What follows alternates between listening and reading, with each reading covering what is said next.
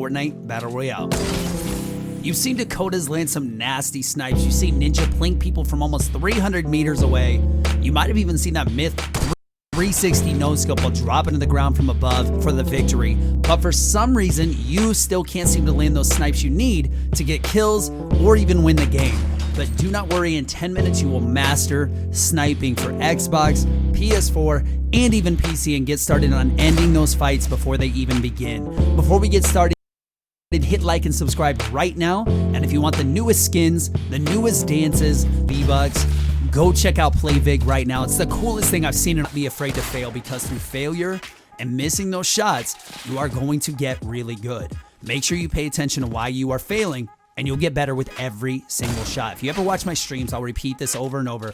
Let off shots. Let off shots, because you never know which ones will land and get you either an instant kill with a headshot, or maybe knock their entire shield off with a body shot and give you the chance to jump over to them or rush their base. It doesn't matter if you're 5 meters or 300 meters away. Send out at least one shot. If you miss, so what? Think about what you're losing. You made some noise. All right, true. You exposed yourself to other snipers for a split second. And I mean, what else? You used one large ammo, but what you gain from landing a shot is massive and will win you fights, and yes, even games. If I wasn't as good as I am at sniping, I'd say I probably have about 50 to 100 less wins than I have now. I don't care if somebody's close to me or even right in front of me. It takes a second to shoot a single shot. Preferably through the scope, but no scopes are pretty sweet too. And then switch to your AR or shotgun. Yeah, maybe that 1 second it takes is the reason you die, but 999 out of 1,000 times, that first shot from your sniper won't hurt you at all, and most of the times it will help you win that battle. Plus, you aren't going to get those long 300-meter shots either if you don't just go for it.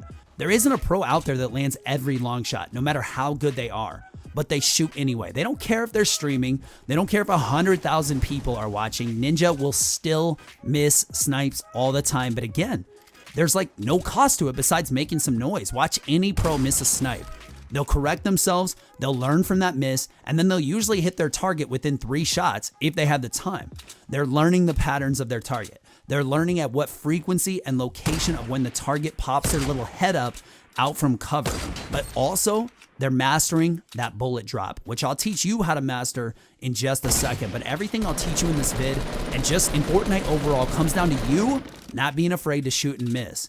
What was that Wayne Gretzky quote? You miss 100% of the shots you don't take. So don't listen to me, listen to the greatest hockey player we've ever seen. Don't even let it phase you. Who cares? Like I always told my 4th graders when they were trying to get an answer to like a math question when they were first learning it, what's the worst that can happen? You get it wrong, so what? Take your chance and then learn from your mistakes. Next up, number 2 is mastering the most difficult part of sniping, and that's bullet drop.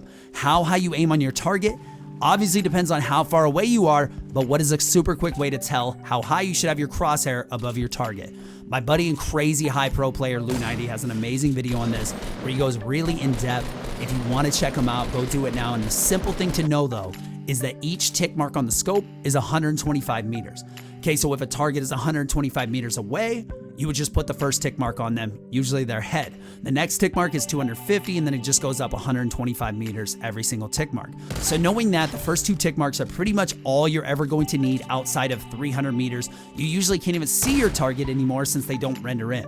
Now, I probably don't need to tell you, you don't usually have time to sit there and look at white squares and measure the distance. You just don't, which is why number 1 is so important. Here's what will happen if you keep letting up those shots, and this is the pro tip and how you will know if you're mastering sniping. You will start to pay attention to how big the character model is. And before you even consciously think about the distance, before you make any kind of calculation with white squares or tick marks, you will already have your scope right where it needs to be, or at least close enough to where your shot might land. Again, this is about chances and if you can land that shot.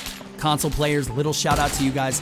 I know it's a lot harder for you since a mouse can be so precise, but there's some seriously good console players like Nick Merckx that can probably outsnipe me on a controller, so it's 100% possible. It means you have no excuse not to be as good as him with some practice.